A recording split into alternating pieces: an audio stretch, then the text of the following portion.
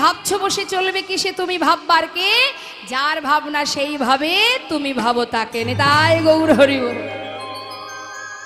গৌরহরি যখনই পূর্বস্থলিতে এসেছে সেই খবর চলে গেছে নবদ্বীপে। আর নদেবাসী যখনই শুনেছে গৌর এসেছে, আর দেরি না করে যার যেমন ক্ষমতা প্রভুর জন্য সেবার সামগ্রী নিয়ে ছুটতে ছুটতে যাচ্ছে গৌর দর্শনে। অগণিত ভক্ত এই যে আপনারা এসেছেন গৌর দর্শনে, কৃষ্ণ নাম শুনতে, অমৃত কথা শ্রবণ করতে, তেমন মা গৌর দর্শনে গৌর যদি কোথাও আসে ভক্তরা কি আর থাকতে পারবে? তারা সবাই যাচ্ছে মনের সুখে, কিন্তু কেউ খালি হাতে যাচ্ছে না বাবা, সবার হাতে প্রভুর জন্য সেবার সামগ্রী। শাস্ত্রে আছে খালি হাতে কখনো ভগবত দর্শনে যেতে নেই, যার যেমন ক্ষমতা কিছু না কিছু তার সেবার জন্য নিয়ে যেতে হয়। তা অগণিত ভক্ত তারা যাচ্ছে গৌর দর্শনে, আর গৌর হরি গোবিন্দ ঘোষকে